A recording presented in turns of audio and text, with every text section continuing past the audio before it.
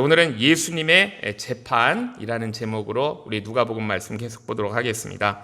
자, 우리 이 법정이라는 것은요, 원래 이 정의를 세우기 위해서 존재하는 곳이잖아요.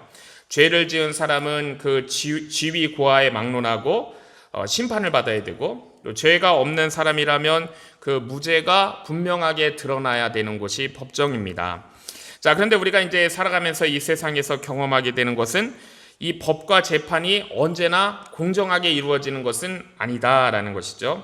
때로는 이 권력과 힘을 가진 사람이 죄를 지었는데도 법의 심판을 피하는 경우가 있고, 또 반대로 아무 죄가 없는 사람이 힘이 없다는 이유로 억울한 판결을 받기도 합니다. 그래서 우리 한국말에 유전 무죄, 무전 유죄다라는 말도 있는 거죠. 자, 우리 인류 역사상 가장 불의한 그 재판 중 하나로 꼽는다 그러면 바로 오늘 우리가 본문에서 읽은 예수님께 내려진 유죄 판결일 거예요. 유대 지도자들은 예수님을 한밤중에 체포했습니다. 그렇지만은 당시 그 유대인들에게는 사람을 사형에 처할 권한이 없었어요. 그들이 사람을 죽일 수 있는 방법은 우리가 이제 사도행전에 보게 되면, 시간이 좀 더 흐른 후지만 그 스데반 집사를 처형하는 것처럼 군중들을 막 선동해서 종교 재판 가운데 돌로 쳐서 사람들이 쳐서 죽이게 하는 것이죠. 자, 그렇지만 이제 그런 방식으로 예수님을 처형하는 것은 이 종교 지도자들이 굉장히 큰 부담이 되었습니다. 그렇기 때문에 그들은 보다 이제 확실한 방법을 택한 것이고, 예수님을 그래서 로마 총독의 법정에 넘겨가지고 이 로마의 이 법을 통해서, 권력을 통해서 예수님을 죽게 하려고 했던 거예요. 자, 그렇다면은 이 유대 지도자들이 어떻게 죄 없는 예수님께서 사형 판결을 받게 될 것이라고 이들이 확신한 것인가? 자, 사실 그들은요, 이 유월절이라는 아주 이 특수한 상황을 이용한 것입니다. 이 유월절이 되면은 100만 명이 넘는 이 디아스포라 유대인들이 예루살렘에 모여드는데, 로마 총독이 가장 두려워하는 것은 뭐냐 하면은요, 밀란이 일어나는 것을 두려워하는 거예요. 아무 문제가 없이 이 시즌이 지나야 되는데 유대인들이 모여가지고 뭔가 반란을 일으키고 밀란을 일으키는 것을 이제 가장 두려워하죠. 자, 유대 지도자들이 바로 이 점을 파고들었습니다. 군중들을 막 선동해가지고 마치 어떤 큰 소요가 일어날 것처럼 분위기를 막 조성을 하게 되면은요, 총독은 이 밀란을 막기 위해 한 사람 희생을 선택하게 될 것이다 라는 것이죠. 결국 빌라도는 정치적인 그런 목적을 위해서 죄 없는 우리 예수님을 희생시키는 그런 선택을 하게 되는 거예요. 자, 이 과정에서 유대 지도자들은 두 가지 불법적인 방법을 사용한 것을 우리가 볼 수 있습니다. 첫 번째는요, 우리 예수님의 죄 명목을 바꿨어요. 원래 그들이 예수님을 정죄한 이유는 뭐냐면 신성모독이었거든요. 예수님께서 하나님의 아들이라고 말했다는 것이 그 이유죠. 신성모독이다. 자, 그러나 이 로마법에서는요, 신성모독이 사형에 해당하는 죄가 아니에요. 자, 이거는 이제 종교적인 것이잖아요. 그래서 그들은 예수님의 죄목을 정치적인 반역죄로 바꾸어서 로마 당국에 고발을 했습니다. 자, 두 번째 이들이 불법적인 방법을 사용한 건 뭐냐면요, 군중들을 동원한 거예요. 성난 군중들을 조직적으로 움직여가지고 빌라도를 압박하고, 그 압박 속에서 예수님이 사형 선고를 받게 되는 것이죠. 이처럼 예수님의 재판은요, 처음부터 끝까지 진리가 아닌 거짓이고 이 정의가 아닌 이 불의 가운데 이루어진 재판이었습니다. 자, 우리 예수님은 유대 지도자들의 미움으로 인해서 이제 로마 법정에 서게 되었지만은, 사실 예수님의 문제는 로마 법정에서 다루어질 문제가 전혀 아니었잖아요. 예수님이 로마법을 어긴 적이 없으십니다. 자, 그럼에도 불구하고 이 유대 지도자들의 미움과 이 증오가 너무나 컸기 때문에, 자, 어떻게든 예수님을 죽이기 위해 로마 총독 빌라도의 법정으로 끌고 간 것이 이제 오늘 본문의 시작이에요. 자, 우리는 여기서 유대 지도자들이 왜 그렇게 예수님을 미워했는가 우리가 한번 생각을 해봐야 돼요. 왜 그렇게 예수님을 미워했을까? 자, 가장 큰 이유는 그들의 종교적인 교만이었습니다. 그들은 하나님의 율법을 가지고 있고 그것을 잘 알고 있다는 그 사실을 통해 그들의 생각과 판단이 절대적으로 옳다고 여기는 사람들이었어요. 그래서 자신들의 의견과 다른 어떤 것은 전혀 받아들일 생각이 없었습니다. 원래 하나님께서 주신 율법은요, 사랑으로 가득한 하나님의 말씀이에요.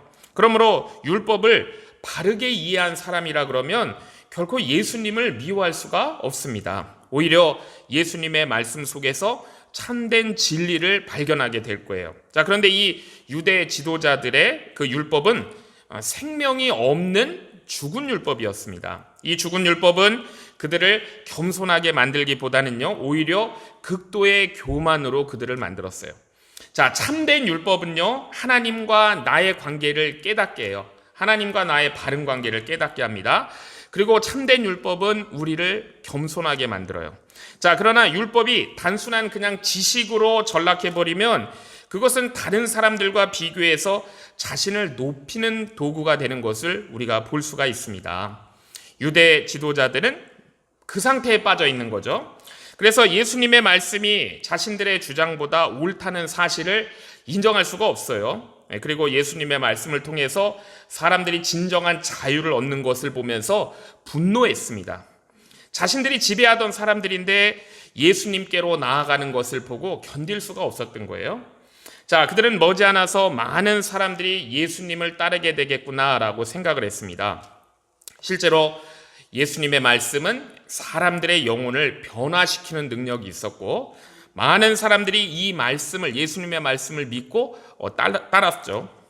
훗날 유대 지도자들은요, 예수님이 이제 승천하시고 예수님의 제자들까지 압박한 이유도 바로 그거예요. 제자들은 권력도 없어요. 힘도 없어요. 재물도 없어요. 자, 그렇지만 사람을 변화시키는 그 복음의 능력이 그들에게 있었기 때문에 그들을 탄압합니다. 자, 또 하나 또 중요한 이유는 뭐냐면요, 우리 예수님을 왜 이렇게 싫어했을까? 경제적인 그런 이해관계가 얽혀 있었기 때문이에요. 유대 지도자들은 성전 제사를 통해서 막대한 이익을 얻고 있었거든요. 전 세계에 흩어져 있던 이 디아스포라 유대인들이 예루살렘 성전에 모여들면은 제사용 짐승을 막 사고 팔았어요. 그래서 성전세를 받았고 큰 그런 경제적 수익을 얻을 수 있었는데 예수님께서 이런 잘못된 성전 장사를 책망하셨잖아요. 다 환전상을 뒤집어 엎으시고, 자, 그래서 예수님이 계시는 한 그들의 이 이익 구조가 무너질 수밖에 없는 거예요. 결국 그들은 자신들의 그런 이익을 지키기 위해서 예수님을 제거하려고 했던 것이죠. 자, 그래서 우리가 이 세상에서도요, 종종 정의를 외치는 사람들의 그 뒷면에 숨겨진 우리가 이해관계가 있는 것을 볼 수가 있잖아요. 겉으로는 굉장히 의로운 것처럼 보이지만은 그 속에 욕심이 있고 이익이 자리 잡고 있는 경우가 너무나 많습니다. 그러니까 유대 지도자들도 똑같았던 거예요. 자, 또 그들 스스로 깨닫지 못했겠지만은 그들의 배후에는 사탄의 역사가 있었습니다. 그러니까 사탄은 하나님의 아들을 죽이기 위해서 그들의 마음을 자극하고 충동질했어요. 결국 이 유대 지도자들은 교만과 시기 그리고 탐욕에 사로잡혀가지고 예수님을 죽이려는 길로 나아가게 된 것이죠. 자, 그렇지만은 그들이 죽이려 했던 예수님은 그냥 한 사람의 인간이 아니라 이 땅에 오신 하나님의 아들이셨습니다. 예수님께서는 이미 여러 비유를 통해서 그 사실을 분명히 밝히셨어요. 포도원 농부의 비유에서도 밝히셨죠. 주인의 아들을 밖으로 끌어내서 죽이는 그 이야기를 통해서 자신이 그 하나님의 아들이심을 분명히 우리 예수님이 나타내셨습니다. 자, 그렇다면 인간이 하나님의 아들을 죽인다면 어떻게 되는 걸까요? 어떤 일이 일어날까요? 자, 우리가 그냥 쉽게 생각해 보아도 어떤 한 나라에 이 왕자가 있는데 다른 나라로 보냈는데, 사신으로 보냈는데 거기서 죽임을 당했다 그러면은요, 이거는 전쟁이 일어나야 되는 일이죠. 이건 너무나 당연한 일입니다. 하물며 인간이 하나님의 아들을 이렇게 공개적으로 처형했다는 것은 정말로 이건 하나님에 대한 가장 극단적인 반역인 거예요. 자, 이 사건은 하나님 나라와 이 세상 사이에 본격적인 그런 충돌을 의미하는 거거든요. 자, 그런데 바로 이 지점에서 하나님의 놀라운 은혜가 나타나게 되는 겁니다.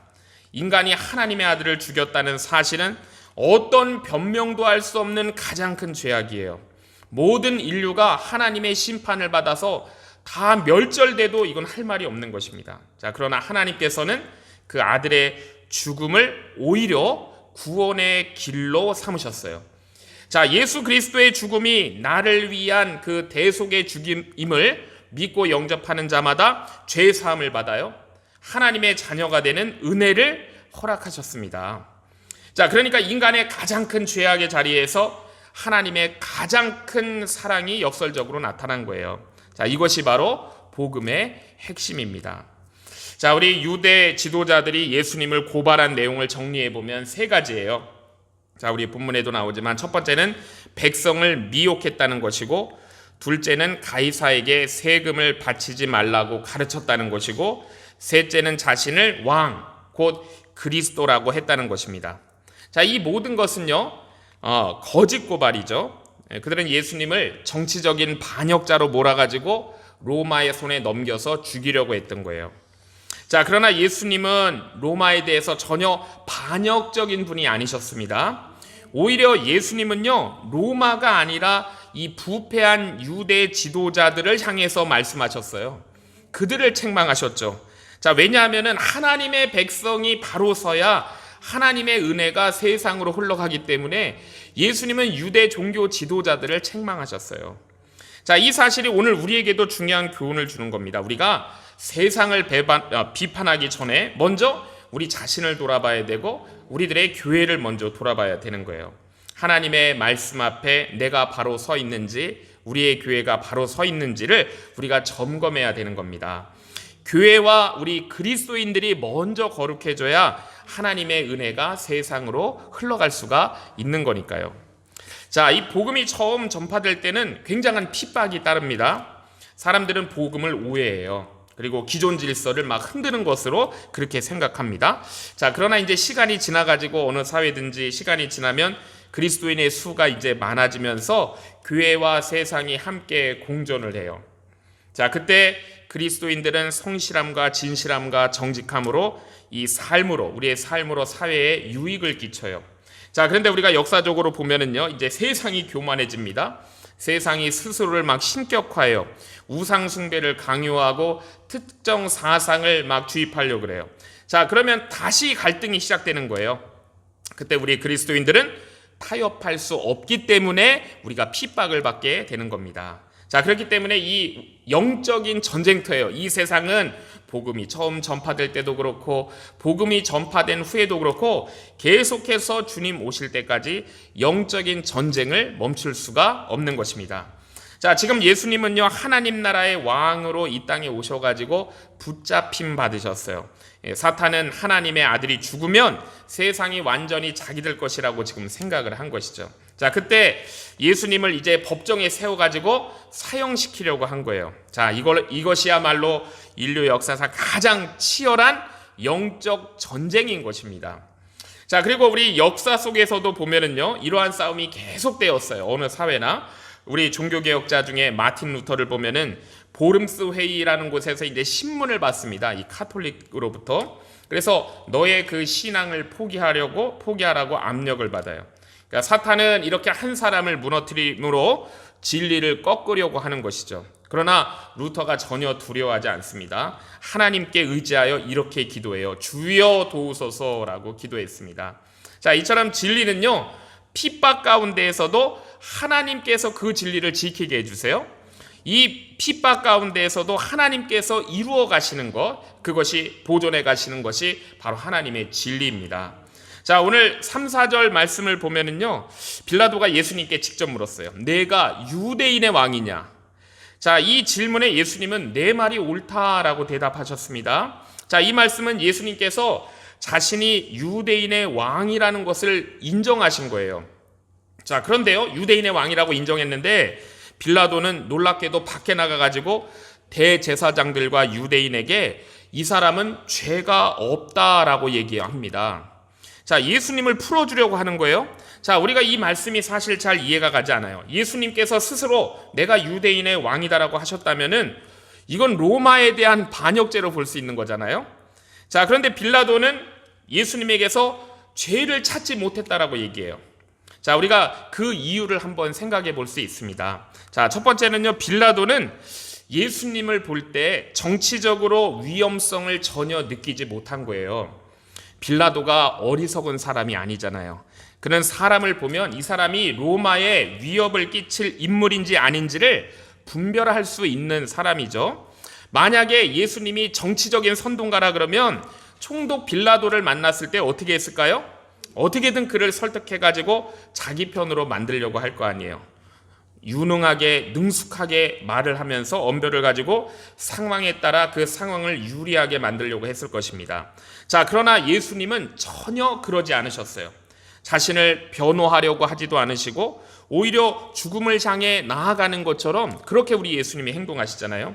자, 그 모습 속에서 빌라도는 정치적인 반역자의 모습을 전혀 발견하지 못한 것입니다.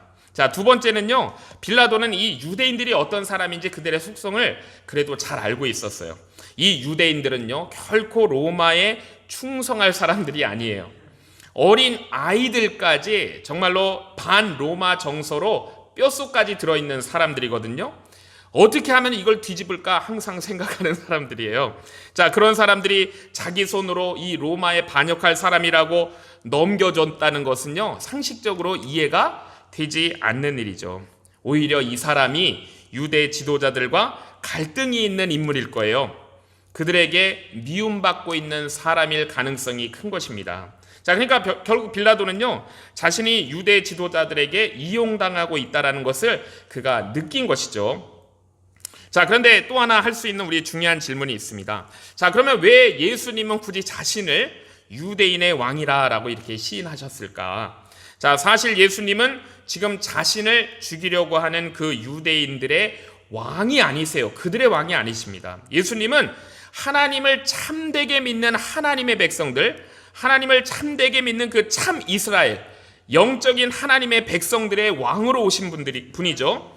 그럼에도 불구하고 왜 이런 오해를 받을 수 있는 표현을 사용하셨을까? 자, 그 이유는 분명한 거예요. 예수님은 죽기 위해, 십자가에 달리기 위해 그 말씀을 하신 겁니다. 자, 예수님은 십자가에 달리기 위해 두 가지 말씀을 하셨어요. 두 가지를 선언하셨어요. 로마 앞에서는 뭐라고 했냐면 나는 유대인의 왕이다라고 했고요. 유대 지도자들 앞에서는 나는 하나님의 아들이라고 했습니다. 자, 그러니까 이 두 가지 주장이 있으면은요, 그들이 예수님을 죽일 명분을 만들 수 있는 그 진술을 예수님은 스스로 하신 거예요. 유대 지도자들은 빌라도가 예수님을 무죄로 판단하고 풀어줄까봐 가장 두려워 떠는 사람들이었습니다. 자, 그래서 이제 어떻게 하냐면 군중들을 막 선동하기 시작했어요. 자, 그래서 5절에 보면은요, 저가 온 유대에서 가르치고 갈릴리에서부터 시작해서 여기 예루살렘까지 백성을 소동하게 한다라고 얘기했습니다. 자, 그렇게 막 외치게 했어요. 예수님이 백성을 가르치고 움직이게 한 것은 맞지만은 그것은 정치적인 선동이 아니잖아요. 순수한 영적인 부흥운동을 일으킨 것입니다. 자, 그래서 빌라도가 이런 위험 인물의 정보망을 가지고 있지 않았을까요?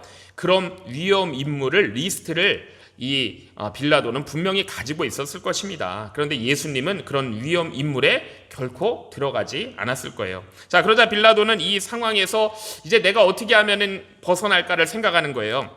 자, 그것이 바로 예수님이 갈릴리 출신이라는 것입니다. 예수님이 갈릴리 사람이라는 점을 이용했어요. 자, 마침 6월절을 맞아가지고 자기가 다스리지 않는, 자기가 책임지지 않는 그 갈릴리의 분봉 왕 헤롯 안티파스가 예루살렘에 와 있었어요. 자, 그렇기 때문에 빌라도는 예수님을 헤롯에게 이제 보내버립니다. 자, 사실 이것은 이제 정상적인 재판 절차가 아닌 거예요. 헤롯은 왜 예루살렘에 왔는가? 어떤 공적인 업무를 위해서 온 게 아니고요. 그는 유대인이기 때문에 명절을 지키기 위해서 온 상태였어요. 자, 그럼에도 불구하고 빌라도는 이 재판을 피하고 싶었던 것이죠. 그만큼 이 예수님을 판단하는 일이 부담스러웠던 거예요. 자, 더욱이 이 빌라도의 아내가 우리가 다른 복음서에 보면은 꿈을 통해서 이 사건의 심각성을 느끼면서 이 빌라도 남편에게 이 사람에게 절대 손대지 말라고 경고하잖아요. 자, 예수님은요, 피고인의 자리에 서 계셨습니다. 그렇지만 우리가 말씀을 통해 보는 것처럼 정말 우리 예수님은 그 어떤 재판관보다도 당당한 모습을 보이셨어요. 자, 예수님께서 어떻게 이렇게 당당한 모습을 보일 수 있는가? 그 이유는 뻔하죠. 하늘에 계신 하나님의 의로운 판단을 붙드시기 때문이에요. 자, 비록 인간의 법정에서는 사형이 선고될 것이지만 하나님께서는 그 판결을 뒤집으셔가지고 예수님을 죽은 자 가운데서 다시 살리실 거예요. 자, 이것이 바로 십자가의 진정한 의미입니다. 자, 예수님께서 이제 헤롯에게 끌려가신 것은요, 우리가 이제 말씀을 읽었지만은 사실은 너무나 중대한 위기였습니다. 자, 이 십자가의 길에서 너무나 중대한 위기를 맞은 거예요. 왜냐하면 예수님은 반드시 예루살렘에서 십자가에 달려 돌아가셔야 돼요. 자, 만약 헤롯이요, 내가 재판권을 행사하겠다 해가지고 예수님을 갈릴리로 데려가 버리면은요, 예수님은 하나님의 뜻대로 예루살렘에서 십자가에 달리실 수가 없게 됩니다. 자, 그런 의미에서 이 헤롯의 등장은 예수님의 그 십자가의 길을 가로막는 아주 뜻밖의 큰 장애물이었어요. 자, 이 헤롯이 어떤 사람이냐면 굉장히 오묘하고 복잡한 인물입니다. 그가 과거에 세례 요한을 굉장히 좋아했어요. 자, 그렇지만 자신의 그 잘못된 결혼을 책망하니까 그 세례 요한을 감옥에 가둔 사람이에요. 그리고 결국 자신의 그 체면과 욕심 때문에 그 이브딸 헤로디아의 그 딸의 요구를 들어줘서 세례 요한의 목을 벤 사람이 바로 이 헤롯입니다. 이처럼 그는요, 진리를 아는 사람이기도 해요. 그러면서 그 진리를 따르지는 못하는, 그러니까 양심은 있으면서도 욕망 사이에서 흔들리고 욕망 쪽으로 기우는 그런 사람이 바로 헤롯입니다. 자, 오늘 본문에도 있지만은요, 헤롯은 예수님을 만나기를 원했어요. 자, 그러나 그 이유는 예수님을 믿음 때문에 만나길 원했던 건 아니고요, 호기심 때문에 만나고 싶었습니다. 예수님이 어떤 기적을 보여줄지 그걸 보고 싶었던 거예요. 자, 그러나 예수님은 이 만남이 결코 이것이 가벼운 일이 아니라는 것을 우리 예수님은 알고 계셨습니다. 자, 그러니까 이 만남이, 헤롯과의 만남이 십자가를 향한 길에 있어서 중요한 시험의 순간이 걸림돌이 될 수 있는 거였어요. 그래서 예수님은 헤롯 앞에서 철저히 침묵하시는 것이 9절과 11절까지 말씀입니다. 그러니까 예수님은 헤롯 앞에서 아무 말씀을 하지 않으세요. 대제사장들과 서기관들이 이제 헤롯에게 여러 가지로 또 고소합니다. 그렇지만 예수님은 단 한마디도 변명하지 않으세요. 자, 이 모습을 보고요, 헤롯은 크게 실망합니다. 이 예수에 대해서 소문으로 들었을 때는 정말 대단한 인물인 줄 알았는데 막상 만나보니까 아무 대답도 하지 못하는 정말 이 무기력한 사람으로 보이는 거예요. 헤롯은 예수님이 그래도 조금이라도 어떻게 쓸모있는 사람이라 그러면 분명히 갈릴리로 데려가가지고 이용해 볼 생각을 갖고 있었을 것입니다. 자, 그러나 예수님은 그의 기대를 완전히 무너뜨린 거예요. 결국 헤롯은 더 이상 이거 시간 낭비할 가치가 없다고 판단하고 예수님을 그 군인들에게 희롱시키게 하고 빌라도에게 다시 돌려보냅니다. 자, 이 과정에서 이제 오늘 또 놀라운 일이 일어난 것을 말씀하시죠. 우리 12절에 보면은 그동안 이 정치적인 경쟁 관계에 있던 헤롯과 빌라도가 예수님을 계기로 서로 화해하게 되고 가까워지게 되었다는 것을 말씀하고 있어요. 우리 예수님 평화의 왕으로 오셨는데 이 두 사람도 평화를 맺게 되네요. 자, 서로 재판을 떠넘겼어요. 자, 그러면서는 결과적으로 상대에게 호의를 베푼 셈이 되었기 때문이에요. 자, 그래서 그들이 그렇지만 공통적으로 내린 결론은 뭐냐면 예수는 별 볼 일 없는 사람이다라는 것이 그 두 사람의 공통된 결론이었습니다. 자, 그렇지만 우리 예수님께서 능력이 없으셔가지고 침묵하신 게 아니에요. 자, 빌라도 앞에서는 침묵하지 않으셨지만 헤롯 앞에서는 침묵하셨어요. 십자가를 이루기 위해서 의도적으로 침묵하신 거예요. 자, 예수님은 헤롯 앞에서 스스로를 낮추시고 어리석은 자처럼 보여가지고 갈릴리가 아니라 예루살렘으로 다시 보내지도록 그렇게 하셨습니다. 자, 그 이유는 단 하나죠. 하나님의 뜻을 온전히 이루기 위해서 그렇게 하신 거예요. 자, 예수님의 침묵은 패배가 아니라 순종이었습니다. 예수님의 침묵은 무능이 아니라 하나님의 계획을 향한 철저한 자기 절제였어요. 그리고 이제 그 순종을 통해서 예수님께서 마침내 이제 십자가의 길을 완성해 가시는 것입니다. 자, 헤롯은요, 예수님을 실컷 조롱하고 빛나는 옷을 입혀가지고 빌라도에게 보냈다라고 이렇게 말씀하고 있어요. 자, 이 장면을 본 빌라도는 이제 느낀 거죠. 이 사람은 왕이 아니구나. 이거 조롱받는 대상이구나라고 느낀 거예요. 자, 빌라도는 이 헤롯의 태도를 통해서 예수님이 유대 사회에서 어떤 위치를 가지고 있는지를 알아보려고 했던 거죠. 자, 왜냐하면 그래도 로마인인 자신보다 헤롯이 유대인의 정서를 좀 더 잘 알 것이다 라고 생각한 거예요. 그러니까 예수님에 대해서도 더 잘 알 것이다 라고 생각을 했기 때문이죠. 만약 예수님이 정치적으로 중요한 인물이었다면요, 헤롯이 이렇게 희롱하고 돌려보낼 리가 없었을 거예요. 자, 오히려 자기 자신이 직접 이 문제를 처리하려고 했을 것입니다. 자, 그런데 예수님을 가볍게 여기고 다시 돌려보낸 거예요. 자, 이 사실을 통해 빌라도는 예수님이 정치적으로 위험한 그런 인물이 아니고 그냥 무시해도 좋은 존재구나라고 그렇게 판단합니다. 자, 그래서 빌라도는 대제사장들과 이제 백성들을 불러놓고 이렇게 얘기합니다.